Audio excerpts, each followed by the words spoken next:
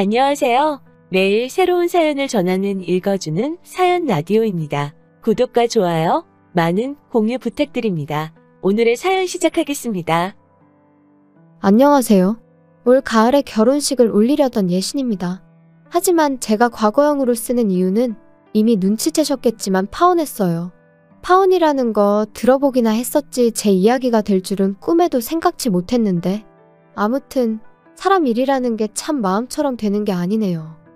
일단은 얘랑이라고 부르기는 싫고 그렇다고 이름을 부를 수는 없으니 편의상 남자친구라고 칭하겠습니다. 남자친구하고는 지금은 이직한 직장 상사의 소개로 만났어요. 사실 상사가 주선하는 소개팅이 좋아서 나가는 직원이 몇이나 될까요? 저도 마찬가지였습니다. 회식 자리에서 제가 무슨 말을 한 것도 아닌데 뜬금없이 저더러 제가 참 외로워 보인다며 자기 사촌동생이랑 닮아서 마음이 쓰인다나 어쩐다나. 솔직히 곱게 술이나 마시고 들어가시지 왜 나한테 저러시나. 쓸데없는 상사의 오지랖이 부담스럽고 짜증이 났던 게 사실이에요. 하지만 술자리에서 해대는 헛소리니 술 깨면 본인이 뭔 말을 했는지 기억도 못할 거다 싶었고 그래서 그냥 별말 않고 지나가려 했거든요.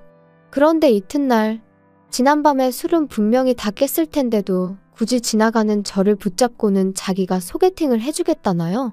그리고는 제가 제대로 거절을 하기도 전에 사양 말고 만나보라 하는데 매일같이 마주쳐야 하는 상황이었으니 그렇게까지 말하는 상사의 면전에 대고 불편해서 싫습니다 하기가 쉬운 일은 아니었지요. 그리고 또 한편으론 내가 그 정도로 어디가 안 돼 보였나 싶은 게 그래서 그래 좋은 게 좋은 거다 생각하고 한번 만나나 보자 뭐 그렇게 나가게 된 자리였습니다. 남자친구는 얼굴이 동글동글하고 피부가 하얀 고생이라곤 하나도 안 해본 듯한 소위 새님 같은 얼굴을 하고 있었어요. 반면에 저는 일단 저부터가 운동도 좋아하고 소위 여름엔 바다로 겨울엔 산으로 떠나는 사람이었다 보니 본능적으로 이 남자랑 나랑은 안 맞겠구나 그런 느낌이 딱 오더라고요. 그런데 남자친구는 그런 제 마음을 전혀 눈치채지 못했던 건지 계속해서 자기 얘기만 해나가기 바빴습니다. 한마디로 자기 PR이 따로 없었죠. 대학교 졸업하고 중소기업을 잠깐 다니다가 회사 사정으로 하루아침에 백수가 되었고 이후로 이런 일은 두 번 다시 겪고 싶지 않아서 3년의 공부 끝에 9급 공무원이 되었다나요? 그리고 그때 저는 이미 남편에 대한 호기심이 바닥난 상황이었기에 아, 네, 그러셨군요를 적당히 섞어가며 대화에 임할 뿐이었네요. 하지만 그런 남편과 제가 의외의 곳에서 공통점을 발견했는데 그건 바로 둘 다 놀이공원을 좋아한다는 점이었어요. 사실 30이 넘어간 이후로는 같이 놀이공원 갈 친구들을 찾는 것부터가 쉬운 일이 아니었거든요. 그렇다고 혼자 가기도 그렇고 여담이지만 아닌 게 아니라 혼자서 놀이공원에 가본 적이 있는데 사실 대부분의 놀이기구들이 둘이 타거나 넷이 타거나 아무튼 짝수로 떨어지는 경우가 대부분이에요. 그러니 혼자인 저로서는 시쳇말로 꼽사리를 낄 수밖에 없었고 그럴 때마다 얼마나 불편하고 괜히 눈치까지 보여서는. 그래서 그 이후로는 놀이공원은 저에겐 말 그대로 그림의 떡이나 마찬가지였습니다. 그런데 남자친구가 그럼 앞으로 자기랑 가자고 하더라고요. 자기도 너무 가고 싶었는데 그동안 같이 갈 사람이 마땅치 않아서 못 가고 있었다면서 말이죠. 그렇게 한 가지 공통점을 발견하고 나니 그때부턴 대화가 비교적 무르르듯 이어져 가기 시작했습니다. 그리고 헤어질 땐 너무나 자연스럽게 다음 약속을 정하고 있는 저희의 모습을 볼 수 있었죠. 이후로 저희는 2년이란 시간을 사귀었고 사귀는 동안은 정말 웃음이 끊일 일이 없었어요. 평일엔 각자의 일로 바쁘다 보니 주말 중 하루를 온전히 같이 보내는 식으로 데이트를 했는데 사실 연애하면 만나서 하는 일들이 뻔하잖아요. 밥 먹고 영화 보고 차 마시고 그 코스에서 좀 벗어나봤자 뭐 어디 전시회를 본다던가 그 정도 그렇죠? 그런데 저랑 남자친구는 정말 전국 방방곳곳으로 크고 작은 놀이공원들을 찾아다녔어요. 남들과는 다른 특별한 연애를 하고 있다는 사실에서 오는 그 만족감이 정말 컸었답니다. 그런데 그렇게 잘 맞던 저희가 결국 이렇게 파혼의 길을 걷게 된 건 바로 어머님 때문이에요. 물론 누군가는 시어머니 될 사람만 문제였겠냐, 네 남자친구도 문제였을 거라고 말할 테고 저도 그 말을 딱히 부정할 생각은 없지만요. 말 그대로 어머님의 말도 안 되는 억지를 남자친구가 중간에서 제대로 컷만 해줬어도 제가 파혼까지 생각지는 않았을 테니까요. 하지만 피는 물보다 진하다더니, 아니 그 부모의 그 자식이라더니 결국 남자친구도 어머님하고 별반 다를 게 없었던 거죠. 남자친구에게 프로포즈를 받고 제가 그러자 하면서 본격적으로 결혼 이야기가 오가기 시작했어요. 그리고 연애하는 동안에는 민감한 주제 같아서 묻기가 어려웠지만 결혼 이야기를 하려면 더는 피하는 게 능사는 아니겠다 싶어서 제가 먼저 제 재정 상황을 오픈했습니다. 오빠, 우리 이제 돈 이야기를 좀 해야 될 것 같은데, 그치? 일단 내 얘기 먼저 할게. 나는 직장 생활하면서 모아둔 돈은 8천 정도 있고, 연봉은 작년에 연봉협상에서 5천 조금 넘어. 그리고 부모님께서 아마 얼마 정도는 도와주실 것 같긴 한데 그게 얼마나 될지는 모르겠네. 오빠는 어때? 보라가 생각보다 돈을 많이 모아놨구나. 근데 연봉이 5천이면 너가 지금 직장 생활 8년 차라며. 네 업계 내에서 좀 적은 거 아닌가? 작년에 연봉 협상할 때 잘 좀 하지 그랬어? 글쎄, 난 내가 적게 받는다고 생각해 본 적은 없는데. 하긴 돈이야 많으면 많을수록 좋은 거니까. 근데 오빠, 딴소리 하지 말고 오빠 얘기 좀 해봐. 어때? 오빤 좀 모아놓은 거 있어? 하지만 결정적인 타이밍에 남자친구는 전화가 걸려왔다는 둥, 화장실 좀 다녀오겠다는 둥 말 같지도 않은 핑계를 대기 일쑤였고 그렇게 어물쩍 얼렁뚱땅 무려 2주라는 시간이 흘러갔어요. 그래서 더는 안 되겠다 싶어서 제가 한 번은 좀 짜증을 냈습니다. 결혼을 하자고 한 건 오빠인데 왜 이렇게 딴소리만 하느냐고. 좀 진지할 수 없겠냐고요. 그리고 그제서야 남자친구가 씁쓸한 얼굴로 꺼내는 말이 너도 알다시피 내가 공무원 된 지 몇 년 안 됐잖아. 그리고 공무원 하기 전에는 공부한답시고 어머니 돈을 가져다 썼었고. 그래서 내가 공무원 되고 나서는 어머니한테 돈을 좀 챙겨드렸어. 그러다 보니까 돈을 많이 못 모은 게 사실이고 미안해. 너 볼 낯이 없어서 내가 말을 못했어. 그런 사정이 있었으면 처음부터 솔직하게 말하지 그랬어. 근데 그럼 그래서 얼마나 있다는 건데? 난 오빠가 결혼하자고 해서 어느 정도 준비가 되어 있는 줄 알았거든. 나 2천만 원 있어. 그리고 지금 사는 집 보증금 1,000만 원 있고. 어머니가 얼마나 보태주실 수 있으실지는 모르겠다. 전에 지나가는 말로 도와주실 거라고 하시긴 하셨는데 제대로 얘기는 안 해봤거든. 그럼 일단 어머님하고 얘기를 좀 해봐. 나도 우리 부모님하고 얘기를 해볼 테니까. 그리고 며칠 뒤 남자친구와 카페에서 만났는데 남자친구 표정이 썩 좋지가 않았어요. 그리고 직감적으로 결혼에 있어서 어머님하고 뭔가 얘기가 잘 안 풀렸구나 싶었죠. 하지만 먼저 아는 체를 하기도 그렇고 그래서 남자친구가 먼저 말문을 열기까지 커피만 홀짝이며 기다리고 있었습니다. 그리고 그렇게 기다린 지 얼마나 흘렀을까. 남자친구가 대뜸 미안하다 하더니 아무래도 어머님한테 도움을 받기는 어려울 것 같다고 하더라고요. 어머님이 남자친구가 저랑 결혼하는 대로 당신은 귀농을 하시겠다며 고향으로 내려가시겠다 하셨다는 겁니다. 참고로 어머님 고향은 배를 타고 들어가야 하는 섬이고 그렇다고 거기에 친정 식구들이 남아 계신 것도 아니었는데 말이죠. 하지만 그런 어머님의 선택에 있어서 가타부타 논하기 전에 아무리 그래도 그렇지 하나뿐인 아들이 장가를 간다는데 그걸 나 몰라라 하신다는 게 솔직히 저로서는 납득하기도 어렵고 황당하기까지 하더라고요. 그리고 저는 그만 저도 모르게 한숨을 내쉬고 말았어요. 그리고는 곤란하게 되었네 한마디를 내뱉었는데 남자친구가 갑자기 제 앞에서 눈물을 흘리기 시작했습니다. 자기가 정말 미안하다면서 이럴 줄 알았으면 그렇게 프로포즈를 하고 그러는 게 아니었는데 자기가 경솔했네 어쩌네 그러더라고요. 그리고 그렇게 우는 남자친구를 보고 있으니 괜히 내가 스트레스를 준 건 아닌지 제가 다 미안해지더라니까요. 남자친구한테는 오빠 잘못이 아니다, 괜찮다 했지만 집에 돌아온 제 속도 말이 아니었어요. 얼마나 대단한 집의 딸로 자란 건 아니었어도 나름대로 남부럽지 않게 자랐거든요. 그리고 저도 나이가 나이였던 만큼 나름대로 보고 들은 게 있었죠. 아무리 세상이 달라져서 남자가 집을 해오는 일은 흔치 않다 했지만 그래도 다들 나름대로 받을 건 받고 가던데 허심탄회하게 털어놓자면 정말 여러 가지로 마음이 복잡했어요. 제 자신이 속물인가 싶으면서도 한편으론 나도 사람이고 여잔데 바랄 수도 있는 거지 합리화도 해봤다가 하지만 어떤 식으로 생각해도 스스로 답을 내릴 수가 없었기에 결국 저는 친정부모님께 모든 상황을 있는 그대로 이실직고하였습니다. 남자친구는 홀어머니이신데 결혼을 하게 되더라도 아무런 지원도 받을 수 없는 상황인 것 같다고 말이에요. 그리고 아니나 다를까 저희 부모님은 눈앞이 깜깜하다 하시며 조심스레 이쯤에서 헤어지는 게 어떻겠냐. 남의 집 기둥은 뽑아오는 게 아니다 그러시대요? 솔직히 부모님 말씀이 어디 하나 틀리지 않았다는 건 저도 잘 알고 있었어요.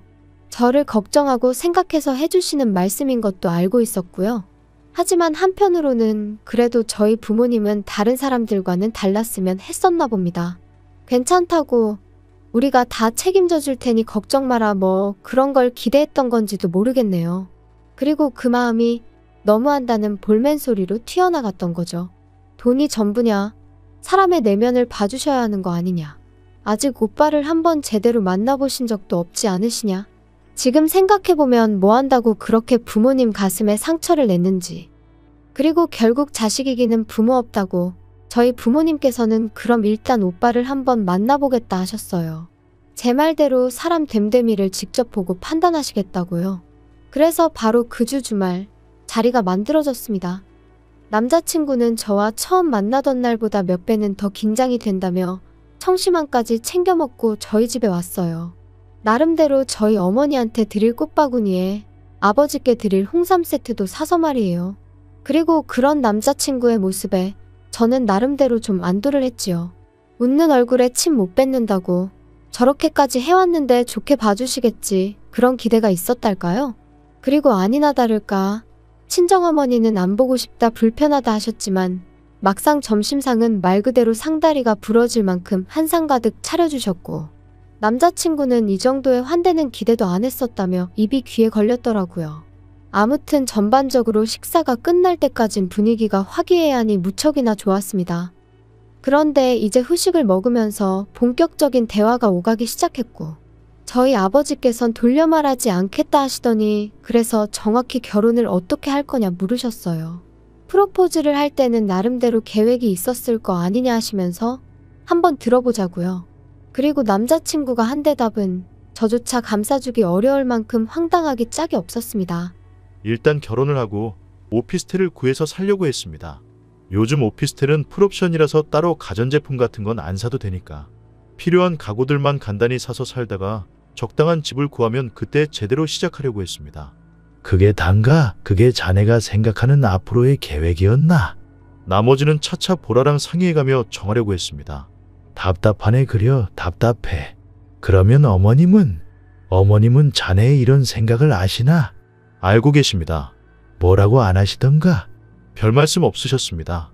어머니는 어머니대로 요즘 귀농 문제로 많이 바쁘셔서요.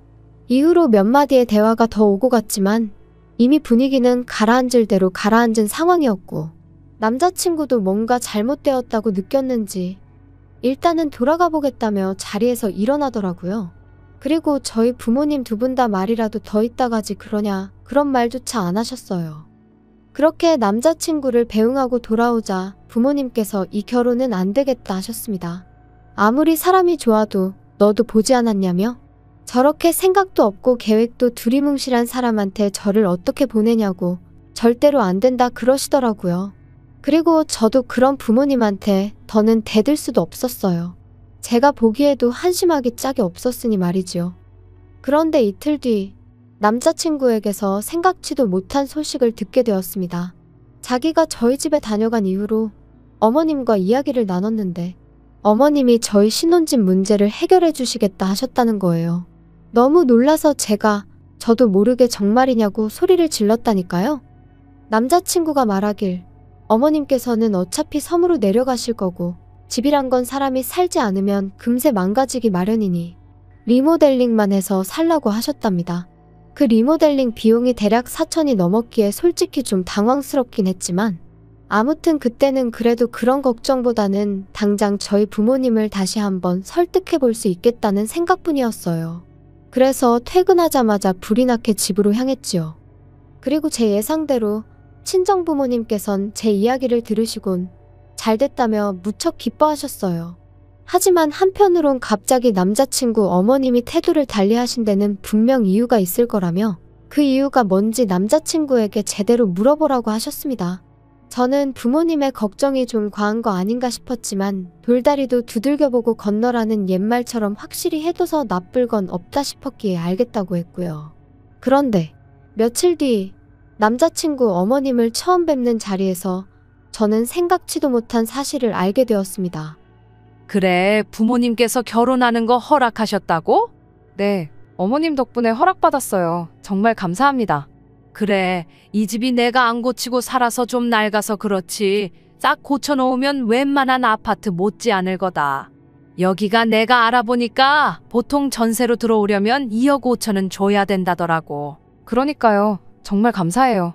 뭐 말로는 가을쯤 식을 올렸으면 한다면서? 그럼 내가 너희 식 올리는 거에 맞춰서 내려가야겠네. 그러니까 아들, 차질 없이 돈을 준비해줘야 한다. 그건 나중에 얘기해요, 어머니. 잠깐만, 무슨 돈? 돈 이야기면 이제 나도 알아야 하지 않을까? 어머님, 그게 무슨 소리예요? 니들 둘 다 반응이 왜 이러니? 참나, 전세금 줘야 할 거 아냐? 전세금이라니 그게 무슨 말씀이신지. 어머님 내려가서 사신다는 그 섬, 거기에 전세 구하시는 거예요? 오빠가 도와드리기로 했어? 아니, 쟤는 왜 아까부터 뚱딴지 같은 소리를 한다니? 이 집 너희가 들어와서 살 거잖아. 그러면 나한테 전세금을 줘야 할 거 아니냐? 네, 정말요? 저는 어머님이 그냥 저희 들어와서 살라고 하신 줄 알았어요. 오빠가 그렇게 말했잖아. 어머님이 우리 들어와서 살라고 하셨다고. 아니, 그러니까 그게 맞긴 맞잖아. 들어와서 살라고 하셨으니까. 전세니 뭐니 그런 이야기는 없었잖아. 우리가 드릴 돈이 어딨어. 왜 없어? 우리 둘이 모아둔 돈하고 너희 부모님이 좀 도와주신다며. 그게 어머님한테 전세금으로 드리라는 뜻은 아니지. 그리고 어머님 그러면 저희 이 집 살다가 이사 나간다고 하면 전세금 돌려주시는 거죠? 어머님 말씀대로 전세니까. 그거야 뭐 상황 봐서 줄 수 있으면 주겠지. 그게 무슨 말씀이세요? 확실하게 말씀해 주셔야죠. 야, 너도 생각을 해봐라. 내가 너희한테 그 전세금 받아서 귀농 정착금으로 쓰고 어쩌고 하면 솔직히 얼마나 남겠니? 그래도 뭐 너희 나갈 때 새로운 세입자만 구해진다고 하면 뭐 그 사람한테 받아서 주면 되기야 하겠다만 아무튼 그런 건 나중 일이니 지금 왈가왈부할 필요는 없잖니? 그리고 전세금은 내가 그래도 니들은 내 자식이니까 딱 2억만 받는 거야. 아, 예단은 안 해와도 되니까 리모델링은 제대로 싹 해라. 알겠지? 생각지도 못한 황당한 어머님의 요구에 저는 말 그대로 할 말을 잃었습니다. 그리고 이후로는 솔직히 무슨 이야기가 오갔는지 정확히 생각나지도 않아요. 어머님 댁에서 나올 때까지 남자친구는 제 눈길을 피하기에만 급급했고 그런 남자친구의 모습이 실망스러울 뿐이었지요. 집으로 돌아와서도 저는 남자친구에게 아무런 연락도 하지 않았어요. 어땠냐는 친정부모님의 질문에도 나중에라고만 답했을 뿐 말 그대로 참담한 심정이었거든요. 남자친구가 나를 속이려 했다는 그 배신감도 너무 컸고요. 그리고 그렇게 3일이란 시간이 흐르고 나서야 남자친구에게서 전화가 걸려왔습니다. 당연히 미안하단 말부터 할 줄 알았는데 대뜸 저더러 그날 그렇게 가고 어떻게 연락 한 번이 없을 수 있냐며 오히려 화를 내면서 말이죠. 어이가 없어서 오빠 같으면 어떻게 행동했을 것 같냐 따졌어요. 꼭 마치 집이라도 해오는 것 마냥 설레발을 쳐서는 나는 물론이고 친정 부모님까지 오해하게 만들고는 어떻게 수습할 생각이었냐고요. 그러자 남자친구가 한다는 말이 어머님한테 2억을 드리는 게 그렇게 억울하냐입니다. 어머님이 2억을 못 주겠다 하시면 우리가 빌라에서 안 나가면 그만 아니냐고. 단순하게 생각하면 솔직히 아무 문제될 게 없는데 제가 욕심을 내니까 그게 문제인 거라면서 말이에요. 그리고는 덧붙인다는 말이 나중에 어머님 돌아가시고 나면 빌라는 어차피 우리 거 되는 건데 전세니 뭐니 그런 의미 없는 단어에 연연하지 말라나요? 어이가 없어서 하나만 물어보자 했습니다. 오빠 말이 다 맞다 치고 결혼했다 치자고.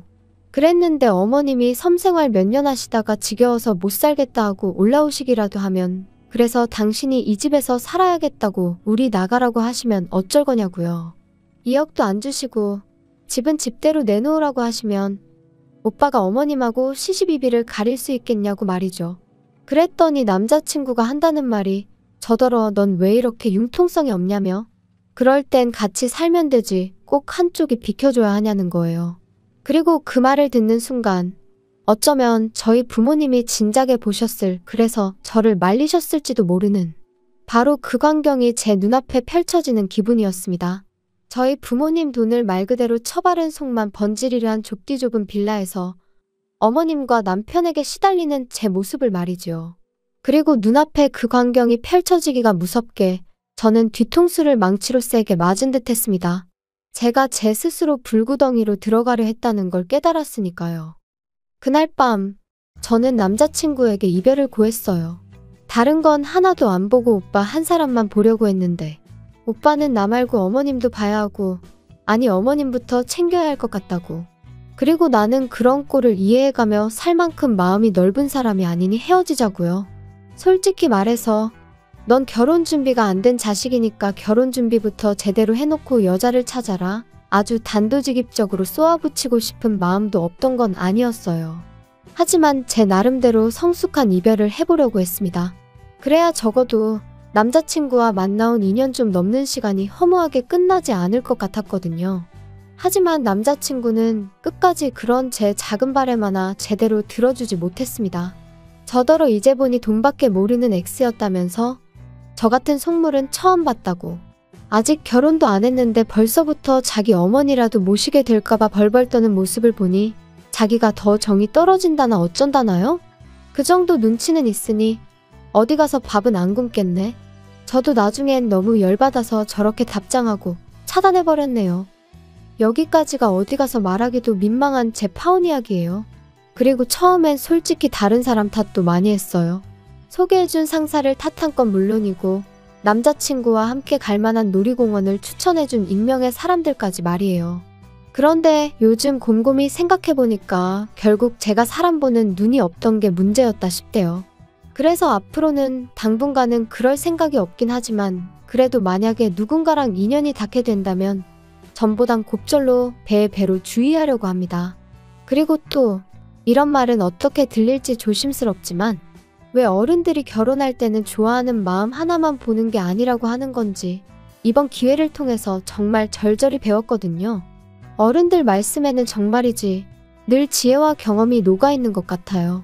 아무튼 저에게 만약 또 한 번의 기회가 허락된다면 여러모로 저랑 비슷한 사람을 만날 수 있길 바랄 뿐입니다. 긴 이야기 들어주셔서 감사합니다. 오늘의 사연은 여기까지입니다. 구독과 좋아요, 알람 설정해주시면 앞으로 더 좋은 사연으로 찾아오겠습니다. 감사합니다. 감사합니다. 감사합니다. 안녕하세요. 매일 새로운 사연을 전하는 읽어주는 사연 라디오입니다. 구독과 좋아요, 많은 공유 부탁드립니다. 오늘의 사연 시작하겠습니다. 안녕하세요. 주제 파악도 못하는 시댁 식구들한테 아주 진저리가 나서 이혼하게 된 30대 여성입니다. 지난 제 결혼 생활을 돌이켜보자면 저도 정말 뭐에 눈이 멀었던 건지 무슨 영광을 누리겠다고 그런 대접을 받으면서도 꾸역꾸역 버텼던 건지 모르겠어요. 아니, 솔직히 말하면 무서웠어요. 이혼을 한다는 게, 이혼녀가 된다는 게. 제가 얼마나 대단한 사람은 아니지만 그래도 학창시절부터 결혼할 때까지 저를 부러워하는 친구들이 꽤 있었거든요. 그래서 제가 어디 가서 제 입으로 말은 안 했지만 그래도 나 정도면 괜찮은 인생이라고 생각했던 게 사실이에요. 이렇게 적고 나니까 스스로가 훨씬 한심하게 느껴져서 헛웃음이 다 나오네요.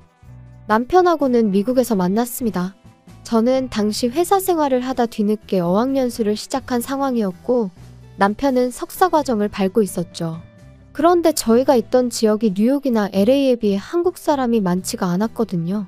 그리고 아이러니하게도 소위 머릿수가 적으니까 더더욱 한국 사람들끼리 똘똘 뭉쳐야 된다 뭐 그런 분위기였어요.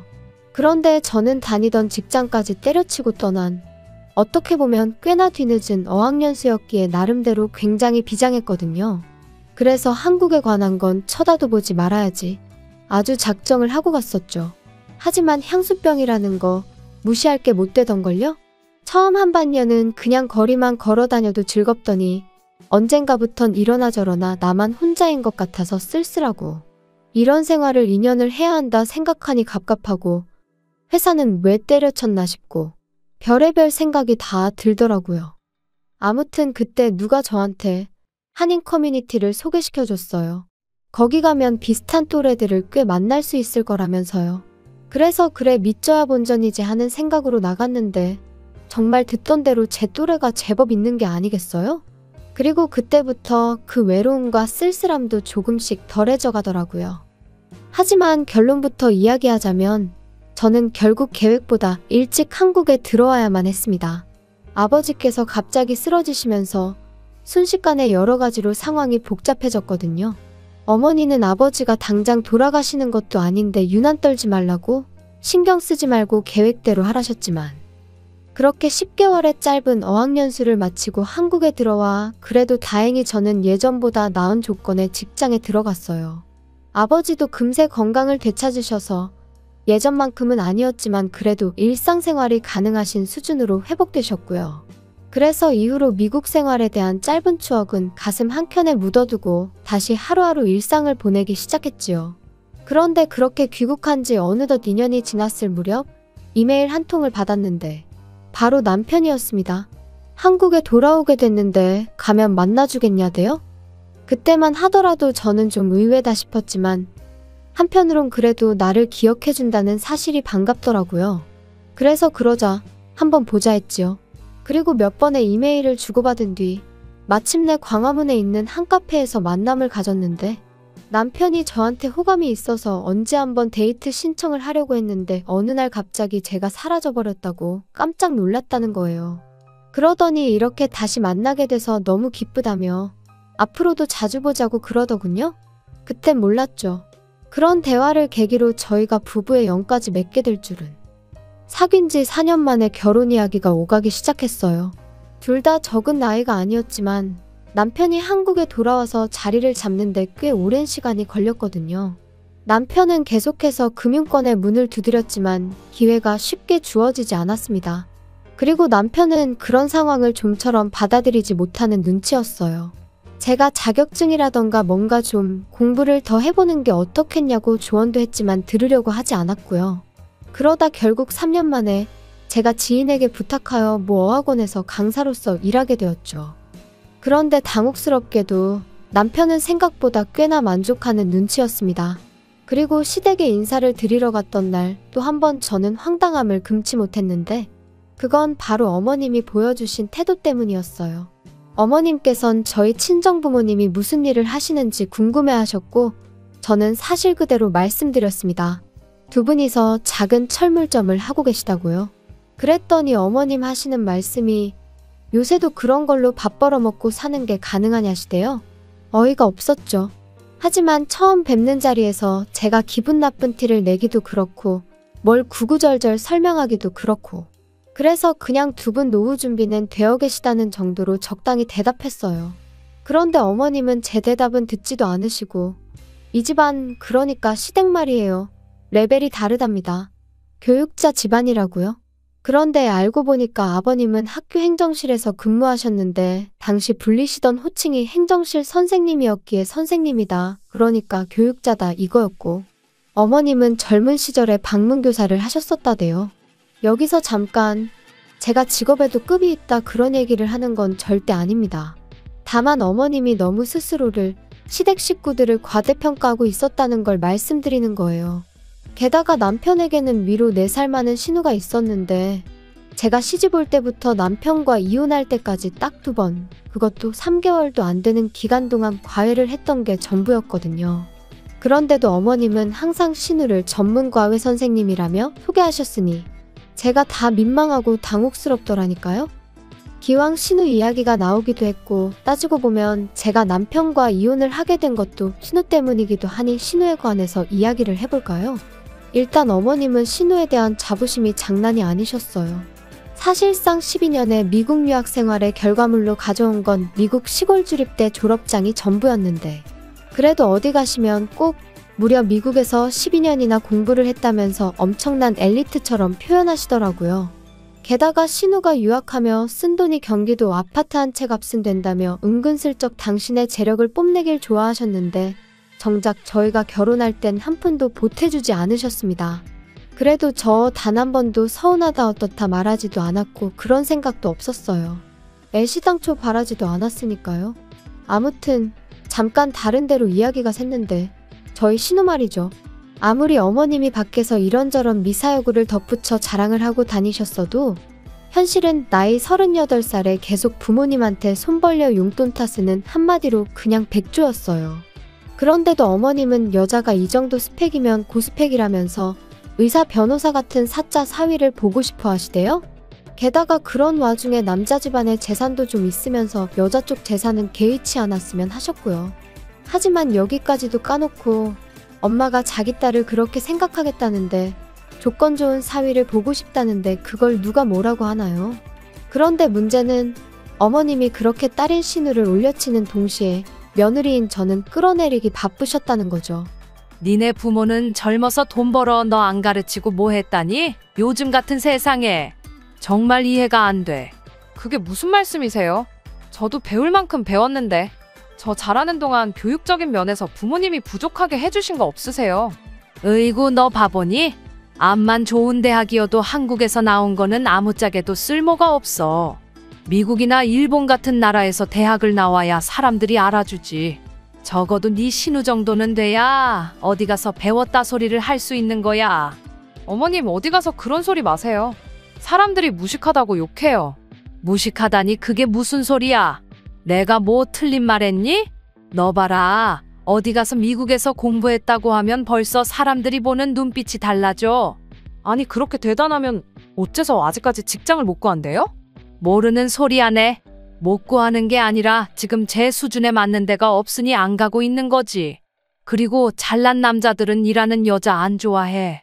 그러면 어머님 아들은 못난 남자라서 저를 좋아하는 걸까요? 우리 아들은 미국 물을 먹어서 마인드가 달라. 어머님과의 대화는 늘 이런 식이었고 이러니 말 그대로 무슨 소통이 가능했겠어요. 그래서 언젠가부턴 막말로 어머님이 뭐라고 떠드시건 간에 그냥 적당히 내내 어머님 말씀이 맞아요 하고는 한 귀로 듣고 다른 한 귀로 흘려버리는 시기였지요. 하지만 급기야 신우까지 나서서 저를 깔보기 시작할 땐 정말 시쳇말로 계급장 떼고 한판 붙었으면 싶더라고요. 올케, 매일 직장 나가는 거 안 피곤해? 정말 너무 지겨울 것 같아. 남들도 다 이렇게 사는데요. 뭐 적응하면 괜찮아요. 아니 그렇게 해서 한 달에 한 1,000만 원씩 벌어? 1,000만 원이요? 농담하시는 거죠? 농담 아닌데? 아, 올케는 한국에서 대학을 나왔으니까 좀 다르려나? 신우의 꼴 같지 않은 대학 부심은 이후로도 하루가 멀다 하고 튀어나오기 일쑤였고 결국 참다 못한 저는 친한 친구에게 하소연을 하고 말았습니다. 그랬더니 한참을 심각하게 듣던 친구가 그 신우랑 자기 오빠랑 소개팅을 시켜줄까 그러대요. 참고로 친구 오빠는 얼마 전에 개원한 피부과 의사였거든요. 하지만 제가 됐다 했습니다. 솔직히 말해서 괜히 신우 골탕 먹인다고 그런 일을 벌이는 건 친구 오빠에게도 못할 짓이다 싶었고 막말로 그러다 둘이 눈이라도 맞으면 그것도 골치가 아프겠다 싶었으니 말이죠. 하지만 친구가 절대로 그럴 리가 없다면서 한번 자리를 만들어 보라고 성하더라고요. 자기가 오빠한테도 잘 설명하겠다면서. 그래서 며칠 고민하다가 에라 모르겠다 싶어서 신우에게 미끼를 던졌습니다. 친한 친구의 오빠인데 이번에 피부과 개원했다. 결혼 상대를 찾고 있는 것 같은데 누구를 소개해줘야 할지 모르겠다. 그러니까 아니나 다를까 어머님도 신우도 눈빛이 달라지더니 저더러 한심하게 왜 멀리서 찾냐. 신우 자리로 딱이다. 그래서 제가 신우더러 근데 그 오빠가 좀 조신한 여자를 좋아하는 것 같다 한마디 해줬거든요. 그랬더니 자기가 뭐가 어때서 남자 비위 맞춰주게 생겼냐고 저한테 한마디 쏘아붙이는데 진짜 저 근거 없는 자신감은 어디서 나오는 건지 짜증이 나대요. 아무튼 그렇게 두 사람이 만났는데 뭐 당연히 신우는 보기 좋게 차여서 집에 왔고 듣자 하니 아주 대성통곡을 했던 모양이에요. 신우가 또 미국에서 몇 년 살고 대학이 어떻고 하며 잘난 체를 해댔던 모양인데 그 친구 오빠도 미국에서 공부를 했었거든요. 그것도 꽤 유명한 학교에서요. 그러니까 아주 신우가 말하는 것마다 태클 걸고 한마디로 왕재수처럼 행동했던 모양입니다. 제 생각보다도 훨씬 못된 소리도 많이 한 것 같아서 솔직히 신우한테 조금 미안한 마음까지 생길 정도였다니까요. 그래도 다행이라고 해야 할지 그 소개팅 이후로 신우는 한동안 풀이 죽어 있었고 덕분에 말도 행동도 전과 달리 좀 조심스러워진 듯 했어요. 하지만 개가 똥을 참냐는 옛말처럼 본성이 쉽게 바뀔 리가 없었죠. 신우의 소개팅이 있고 2달쯤 지났을 무렵 어머님의 생신을 축하하기 위해 온 식구가 모였습니다. 그리고 이런저런 이야기가 오가던 와중에 남편이 뜬금없이 제 사촌오빠 이야기를 꺼내더군요. 남편이랑 사촌오빠가 이따금씩 주식 이야기로 연락을 주고받는 건 알고 있었는데 시댁 식구들 앞에서 이야기를 꺼낼 줄은 몰랐기에 좀 놀랐죠. 남편은 시부모님께 저를 가르치며 민경이 사촌오빠가 사업수완이 보통이 아니다. 이번에 매장을 또 낸다고 하더라. 그리고 저는 괜히 제 어깨가 다 으쓱해지는 기분이었습니다. 그런데 그때 어머님이 대뜸 학교는 어디 나왔냐고 물으시는 거예요. 그런데 저희 사촌오빠가 고졸이거든요. 어려서부터 워낙 차를 좋아해서 고등학교 때부터 차에 관한 기술을 배웠고요. 하지만 사연이 어떻건 간에 그걸 어머님이 들어주실 리도 없었고 저도 뭐 구구절절 설명할 필요도 느끼지 못해서 그냥 고졸이라고만 말씀드렸어요. 그랬더니 저희 어머님하고 신우가 어휴, 아무리 그래도 고졸은 좀 그래. 말이 안 통할 것 같은데. 암만 어디 모임 같은 데 나가서 고졸이라고 해봐라. 사람들이 대번에 무시한다니까. 나는 내가 고졸이면 진짜 우울해서 사람들 만나기도 싫을 것 같아. 아니, 올케네는 왜 다들 자식들 공부를 이렇게 안 시키셨대? 올케도 뭐 대학을 나오긴 했지만 한국에서 나왔고 그것도 난 좀 심각하다고 생각하는데 사촌 오빠는 아예 대학도 안 갔어? 올케 부모님도 그렇고 그 사촌 오빠란 사람 부모님도 그렇고 다들 되게 신기하시다. 이후로는 무슨 대화가 오갔는지 잘 기억도 나질 않아요. 괜히 분한 마음에 눈물까지 나올 것 같았는데 그랬다간 정말 놀림거리가 될 것 같아서 정말이지 손톱이 파고들 정도로 주먹을 쥐고 분만 삭히고 있었으니까요. 그리고 그렇게 집에 도착하니 남편이 기껏 한다는 소리가 신우가 아기가 있어서 그런 소리를 한 건 아닐 거라나요? 어이가 없어서 설령 아기가 없었다고 해도 나이가 내일 모레면 40인 사람이 할 말 못할 말 분간도 못해? 너도 말을 그렇게 하면 안 되지. 그래도 내 누난데 사람이 뭐냐 사람이. 그나마 요간한 걸 다행인 줄 알아. 그리고 나도 그럼 한번 아기는 없다 하고 웃으면서 신우 속 한번 긁어볼까? 나는 뭐 그렇게 할 줄 몰라서 가만히 있는 줄 알아? 아무리 그래도 너 선은 넘지 마. 우리 누나야. 난 네 마누라야. 넌 너무 예민해.